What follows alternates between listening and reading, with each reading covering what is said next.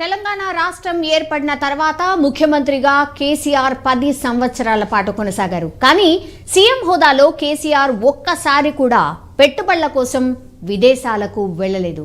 మొదటిసారిగా సీఎం రేవంత్ రెడ్డి తెలంగాణ ముఖ్యమంత్రి హోదాలో విదేశాలకు పెట్టుబడుల కోసం వెళ్తూ ఉన్నారు. ఇప్పటి వరకు కేటీఆర్ మాత్రమే పెట్టుబడుల కోసం విదేశాలకు వెళ్లి వచ్చారు.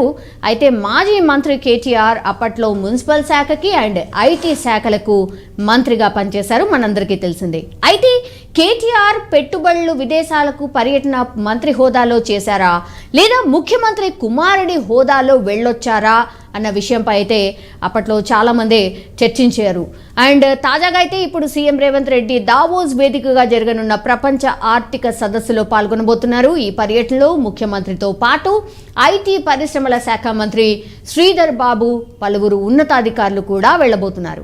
దావోస్ సదస్సులో భాగంగా ప్రముఖ గ్లోబల్ కంపెనీల సీఈఓలు అండ్ ప్రతినిధులతో సీఎం రేవంత్ రెడ్డి సమావేశం కూడా కాబోతున్నారు. ఈ సమావేశంలో తెలంగాణలో పెట్టుబడులు పెట్టడం వల్ల కలిగే అవకాశాలు, ప్రయోజనాల గురించి వారికి వివరించబోతున్నారు. అయితే అందరిలో తలెత్తే క్వశ్చన్ ఏంటంటే, అప్పట్లో తెలంగాణలో పెట్టుబడులు పెట్టడం కోసం కేటీఆర్తో చర్చించిన కంపెనీల ప్రతినిధులు మరి రేవంత్ రెడ్డిని కలుస్తారా?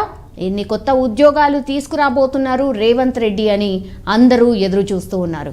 మాట్లాడదాం, మనతో పాటు ఉన్నారు ఇన్పుట్ ఎడిటర్ సంజయ్. ఇప్పుడు ఫస్ట్ టైం ముఖ్యమంత్రి హోదాలో సీఎం రేవంత్ రెడ్డి పెట్టుబడుల కోసం విదేశాలకు వెళ్తున్నారు. ఇదే అందరూ చర్చించుకుంటున్నారు. అంటే గతంలో సీఎం కేసీఆర్ ఎప్పుడు వెళ్ళలేదు, బట్ సీఎం హోదాలో Revanth Reddy for the first time తెలంగాణను రిప్రజెంట్ చేస్తూ వెళ్తున్నారు. ఏం ఎక్స్పెక్ట్ చేస్తున్నారు? సౌమ్య, మనం అనుకున్నట్టు ఇది వాస్తవం. ఎందుకంటే తెలంగాణ ఏర్పడి 10 సంవత్సరాలు దాటింది. 10 సంవత్సరాల కాలంలో బీఆర్ఎస్ అధికారంలో ఉన్నది. బీఆర్ఎస్ అధికారంలో ఉండి ముఖ్యమంత్రిగా కేసీఆర్ 10 సంవత్సరాలు తెలంగాణ రాష్ట్రానికి ముఖ్యమంత్రిగా ఉన్న విషయం మనందరికీ తెలిసిన విషయమే. కాకపోతే తెలంగాణ నుండి మొదటిసారిగా ప్రపంచ ఆర్థిక సదస్సుకు రేవంత్ రెడ్డి వెళ్ళడము కొంత అయితే ఆనందకరమని చెప్పుకోవచ్చు.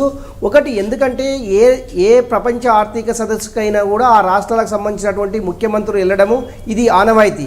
ఇది ప్రతి సంవత్సరము జనవరి నెలల్లోనే ఈ ప్రపంచ ఆర్థిక సదస్సు జరుగుతుంది. ప్రపంచంలో ఉన్నటువంటి అంటే వివిధ ఐటీ కంపెనీలకు సంబంధించినటువంటి చాలామంది గ్లోబల్ ఇన్వెస్టర్స్ కూడా మొత్తం ఈ యొక్క ప్రపంచ ఆర్థిక సదస్సుకు హాజరయ్యేసేసి ఆ దేశాలలో, ఆ రాష్ట్రాల్లో ఆ యొక్క వాతావరణాన్ని బట్టేసేసి, ఆ యొక్క పాలనను బట్టేసేసి అక్కడ ఉన్నటువంటి కొంతమంది వ్యాపారవేత్తలు ఆ రాష్ట్రాలలో పెట్టుబడులు పెట్టడానికి సుముఖత వ్యక్తం చేస్తారు.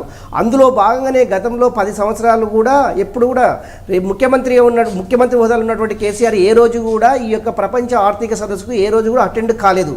కాకపోతే ఐటీ శాఖ మంత్రిగా ఉన్నటువంటి తన తనయుడు కేటీఆర్ మాత్రమే హాజరయ్యేవాడు. కాకపోతే ఇప్పుడు కాంగ్రెస్ పార్టీ అధికారంలోకి వచ్చిన తర్వాత ముఖ్యమంత్రి హోదాలలో తొలిసారిగా ప్రపంచ ఆర్థిక సదస్సుకు రేవంత్ రెడ్డి వెళ్తున్నారు. రేవంత్ రెడ్డితో పాటు ఐటీ శాఖ మంత్రి ఉన్నటువంటి శ్రీధర్ బాబు, అదేవిధంగా ఒక 4 కార్యదర్శులు కూడా ఈ మంత్రులతో పాటు ముఖ్యమంత్రితో పాటు వెళ్ళడం జరుగుతుంది.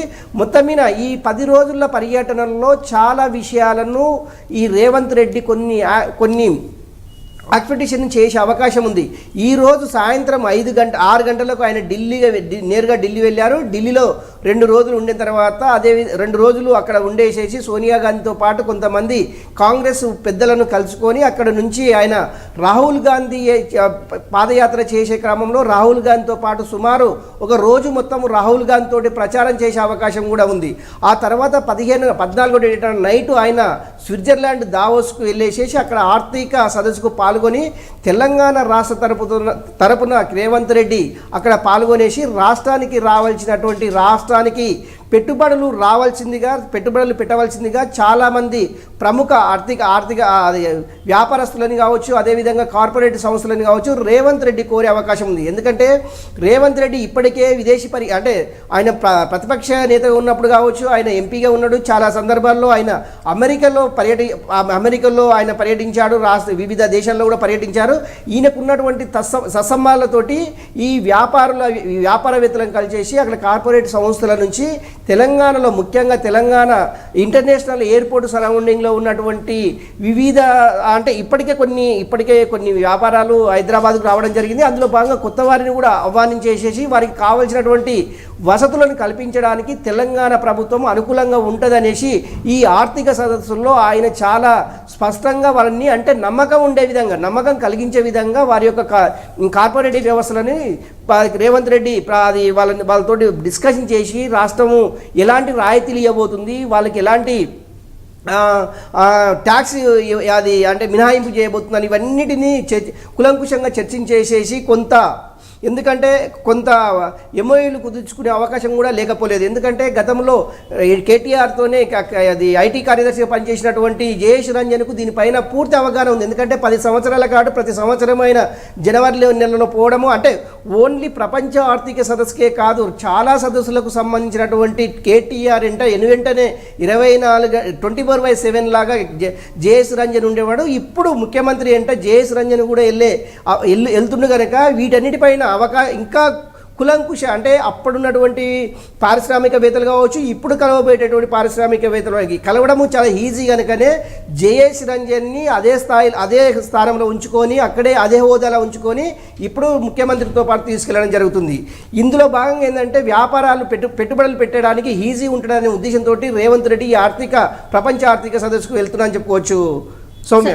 ఎస్ సంజయ్, డెఫినెట్లీ అంటే కంపారిజన్ అయితే చేయబోతున్నారు. ఎందుకంటే అందరు కూడా ప్రజలు కూడా కంపారిజన్ చేస్తారు కాబట్టి గత ప్రభుత్వంలో పెట్టుబడులు ఎన్ని వచ్చాయి, ఎట్లాంటి కంపెనీస్ వచ్చాయి, ఇప్పుడు రేవంత్ రెడ్డి వెళ్ళిన తర్వాత ఎట్లాంటి కంపెనీస్ రాబోతున్నాయి, పెట్టుబడులు ఎట్లా రాబోతున్నాయి అండ్ ఉద్యోగాల కల్పన దీనిపైన అయితే మాటల యుద్ధమే నడిచింది. మనందరికీ తెలుసు. వెళ్ళి వస్తాడు, ఎంజాయ్ చేస్తారు, అంతేగాని ఎన్ని ఉద్యోగాలు తెచ్చిందంటే ఎప్పుడు ఆన్సర్ చెప్పలేదు అన్నటువంటి విమర్శ చాలా మటుకి కాంగ్రెసే కాదు మిగతా ప్రతిపక్షాలు కూడా చేసిన సందర్భాలు ఉన్నాయి. సో ఇప్పుడు అందరూ ఎదురు చూస్తారు, మరి వీళ్ళే కదా అప్పట్లో ఆరోపణలు చేసిన వాళ్ళు, మరి ఇప్పుడు ఎంత ఫోకస్డ్గా ఉద్యోగాల కల్పనపై ఉండబోతోంది రేవంత్ రెడ్డి సర్కార్? స్వామి, ఉద్యోగ అవకాశాల కల్పన అనేది అంత ఈజీ ప్రాసెస్ కాదు. ఎందుకంటే విదేశీయులు మన రాష్ట్రంలో పెట్టుబడులు పెట్టాలి, దాన్ని సక్సెస్ చేయాలి, దాని ప్రాసెస్ చాలా టైం బాండ్. అది ఒక 1 ఇయర్లోనో 2 ఇయర్స్లోనో 3 ఇయర్స్లోనే ప్రపోజల్ కాదు. ఎందుకంటే వాళ్ళకి ఇక్కడ ఈ రాష్ట్ర ప్రభుత్వము వాళ్ళు పెట్టుబడులు పెడితే ఈ రాష్ట్ర ప్రభుత్వం వాళ్ళకు ఎలాంటి వెసులుబాటు కల్పిస్తుంది, ట్యాక్స్ కానివ్వండి, వాళ్ళకు ల్యాండ్స్ కానివ్వండి, వాళ్ళకు అనుకూలమైనటువంటి ప్రభుత్వాలు ఉండాలి. ఎందుకంటే ప్రభుత్వాలు పదే చేంజ్ అయ్యే ప్రభుత్వాలు ఉండడం వల్ల ఏంటంటే ఇన్వెస్టర్స్ వీటిపైన ఆ రాష్ట్రాలపైనటువంటి నమ్మకం ఉండదు. గతంలో కూడా మనం చూస్తున్నటువంటి కర్ణాటకలో జరిగింది. కర్ణాటకకు సంబంధించినటువంటి అప్పుడు యడ్యూరప్ప కూడా ఈ యొక్క ప్రపంచ ఆర్థిక సదస్సుకు వెళ్ళేసేసి ఇప్పటి వరకు కూడా కర్ణాటక ఎలాంటి అప్పటి వరకు కూడా కర్ణాటకకు సంబంధించినటువంటి ఎలాంటి అంటే పెట్టుబడిదారులు పెట్టించలేని అది పరిస్థితి ఏర్పడదు. ఎందుకంటే ఆ వ్యక్తి పైన నమ్మకం ఉండాలి. ఫస్ట్ ముఖ్యమంత్రి హోదాలో ఉండేటటువంటి వ్యక్తులపైన ఫస్ట్ నమ్మకము ఏర్పడాలి. ఆ రాష్ట్ర యొక్క భౌగోళిక స్వరూపాలని వారికి నమ్మకం ఏర్పడాలి. వాటికి ఉన్నటువంటి వనరులు అంటే ట్రాన్స్పోర్ట్ సిస్టమ్ కావచ్చు, లేకుంటే మౌలిక సదుపాయాలు కావచ్చు, వీటన్నిటినీ దృష్టిలో ఉంచుకొని అంటే విదేశీయులు రాష్ట్రంలో పెట్టుబడులు పెట్టడానికి సుముఖత వ్యక్తం చేస్తారు. ఇవన్నీ కుదిరిన తర్వాత అప్పుడు ఎంఓ కుదుర్చుకుంటారు తప్ప ఏదో ఆగమేఘాల మీద వచ్చేసి హైదరాబాద్లో తెలంగాణలో పెట్టుబడులు పెడతాము అనేది ఇది అసాధ్యం కాని పని. ఎందుకంటే గతంలో ఉన్నటువంటి ఐటీ శాఖ మంత్రి ఉన్నటువంటి కేటీఆర్ కూడా ఎన్నో సందర్భాల్లో విదేశాల పర్యటన చేసేసి విదేశీయులతోటి సత్సంబంధాలు కొనసాగించుకొని కొన్ని కంపెనీలను రాబట్టారు తప్ప పూర్తి స్థాయిలో తెలంగాణకు అంటే పెట్టుబడులు భారీ సంఖ్యలో వచ్చినాయంటే కూడా ఏం లేదు. ఎందుకంటే వాళ్ళకు ఉన్నటువంటి భౌగోళిక స్వరూపానికి సంబంధించినటువంటి ట్రాన్స్పోర్ట్ సిస్టము, ముఖ్యంగా వాళ్ళకు వసతులు అంటే ట్రాన్స్పోర్ట్కి సంబంధించినటువంటి అవకాశాలు చాలా మెరుగ్గా ఉండాలి. ఎందుకంటే మనకు సీ పోర్ట్ అనేది చాలా దూరం. ఎందుకంటే ఎటు చూసినా కూడా 500-600 కిలోమీటర్లకు తక్కువ లేదు. అలాంటి క్రమంలోనే ఓన్లీ ఇక్కడ మనకు చెప్పుకోదగ్గది ఏంటంటే ఇంటర్నేషనల్ ఎయిర్పోర్ట్ ఒకటి తెలంగాణకు ప్లస్ పాయింట్ అని చెప్పుకోవచ్చు.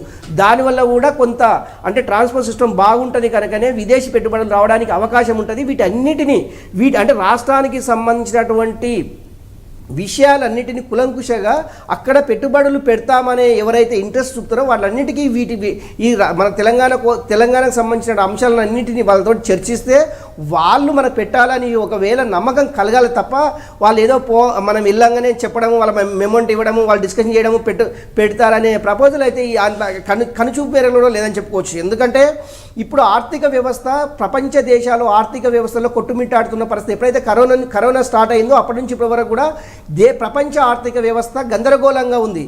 ఓన్లీ అది దేశం మన దేశమా మన రాష్ట్రం అని కాదు, ప్రపంచ దేశాలే ఆర్థిక వ్యవస్థలో కొట్టుమిట్టాడుతున్న పరిస్థితి.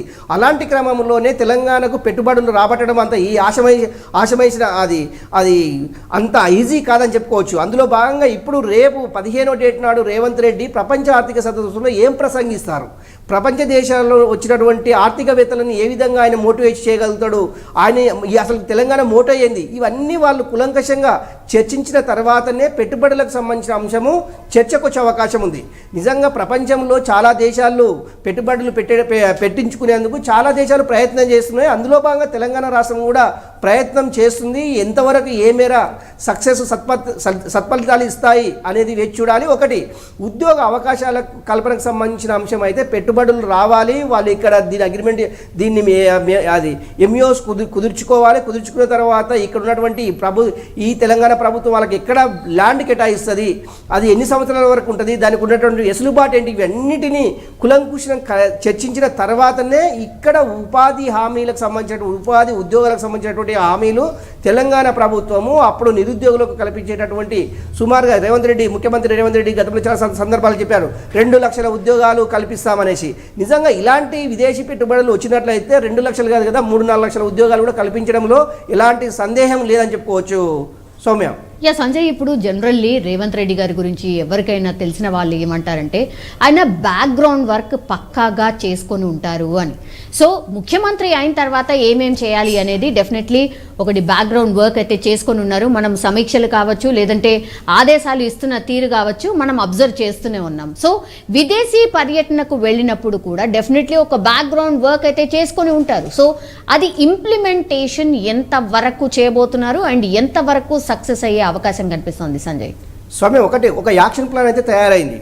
ఏంటి అంటే ప్రపంచ ఆర్థిక సదస్సుల్లో ఎవరెవరిని కలవాలి ఫస్ట్ అంటే ముఖ్యంగా హైదరాబాద్లో ఇన్వెస్ట్ చేయాలని ఇంట్రెస్ట్ ఎలాంటి కంపెనీలకు ఉంది, ఎలాంటి ఇన్వెస్టర్స్కి ఉంది అనేసి ఫస్ట్ వీళ్ళు ఐడెంటిఫికేషన్ చేసిన తర్వాత ఎవరైతే ఇంట్రెస్ట్ చూపిస్తారో ముందుగా వాళ్ళని కలిసి వాళ్ళతోటి డిస్కషన్ చేసి, ఎందుకంటే మనకు చాలా కొంత ఎక్స్పీరియన్స్ అంటే గతంలో చాలా ఈ 10 సంవత్సరాల కాలంలో చాలా సందర్భాల్లో విదేశీ పర్యటనలో ఉన్నటువంటి ఐఏఎస్ అధికారి జయేష్ రంజన్కు దీనిపైన పూర్తి గ్రిప్ ఉంది. అందులో భాగంగానే రేపు ముఖ్యమంత్రి వెళ్ళేటటువంటి వ్యక్తుల్లో జయేష్ రంజన్ కూడా ఒక పర్సన్ కనుక రేపు పెట్టుబడిదారులతో మాట్లాడడానికి కానీ వాళ్ళతో డిస్కషన్ చేసే విషయం ఏదైనా ఉంది అంటే ఈ కొద్దిగా ఈజీ అయ్యే అవకాశం ఉంది. ఇంకొకటి ఏంటంటే రేవంత్ రెడ్డికి ఇప్పటికీ విదేశాల్లో చాలా సందర్భాల్లో ఆయన చాలా ప్రోగ్రాంలలో పార్టిసిపేట్ చేయడం జరిగింది. ఆయన ప్రతిపక్ష నేత ఉన్నటువంటి చాలా కంట్రీలలో పార్టిసిపేట్ చేయడం జరిగింది. ఈయనకు చాలా అంటే ఇన్వెస్టర్లతో పెట్టుబడిదారీ వ్యవస్థలతోటి రేవంత్ రెడ్డికి ఉన్నటువంటి పరిచయాలు చాలా అమోఘం అని చెప్పుకోవచ్చు. అందులో భాగంగానే విదేశీ పెట్టుబడులు తెలంగాణకు రాబట్టుకోవడానికి రేవంత్ రెడ్డి కృషి ఫలిస్తుందనేసి మనం అనుకోవచ్చు. ఎందుకంటే రేవంత్ రెడ్డికి ఉన్నటువంటి యాక్సెస్ అలాంటిది.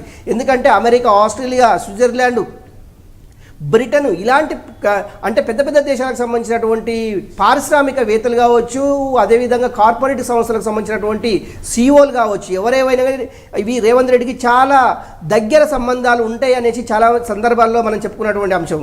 ఇప్పటికి కూడా ఆక్స్ఫర్డ్ యూనివర్సిటీకి సంబంధించినటువంటి వాళ్ళు కావచ్చు, రకరకాల విదేశీకి సంబంధించినటువంటి యూనివర్సిటీ వ్యక్తులు కావచ్చు, రేవంత్ రెడ్డి ముఖ్యమంత్రి అయిన తర్వాత రెగ్యులర్గా విదేశీకి సంబంధించినటువంటి వ్యక్తులు కలుస్తూ వాళ్ళకు ఉన్నటువంటి ఎసులుబాటు తెలంగాణలో మేము ఎలాంటి సేవా కార్యక్రమాలు ఇక్కడ చేయాలి, ఎలాంటి ఇన్వెస్టర్స్ ఇక్కడ చేయాలి అనేసి ఆల్రెడీ ఇక్కడ ప్రపోజల్స్ వస్తున్నాయి. వాళ్ళకి సంబంధించినటువంటి డిస్కషన్ ఈ వారం రోజుల నుండి విదేశాలకు సంబంధించినటువంటి వ్యక్తులతోటి రేవంత్ రెడ్డి బిజీగా గడపడం జరిగింది.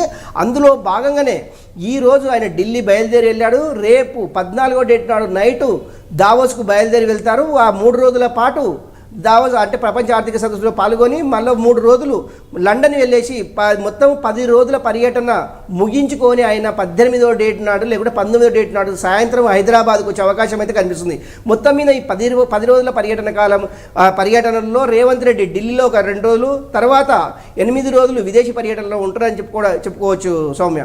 Yes, all right Sanjay. మొత్తం మీద అది సీఎం హోదాలో కేసీఆర్ ఒక్కసారి కూడా పెట్టుబడుల కోసం విదేశాలకు వెళ్లలేదు. మొదటిసారిగా సీఎం రేవంత్ రెడ్డి తెలంగాణ ముఖ్యమంత్రి హోదాలో విదేశాలకు పెట్టుబడుల కోసం వెళ్తున్నారు. ఇప్పుడు ఇదే ఆసక్తి కలిగిస్తోంది. సో ఎంతమంది పెట్టుబడిదారులని ఆకర్షించబోతున్నారు, ఎన్ని పెట్టుబడులు తీసుకురాబోతున్నారు, ఎన్ని ఉద్యోగాల కల్పన కొత్తగా జరగబోతోంది, ఇదే అందరూ కూడా ఎదురు చూస్తున్నటువంటి అంశం. సో ఆయన ఒక్కసారి విదేశీ పర్యటన ముగించుకొని వచ్చిన తర్వాత ఒక క్లారిటీ వచ్చే అవకాశం అయితే కనిపిస్తోంది.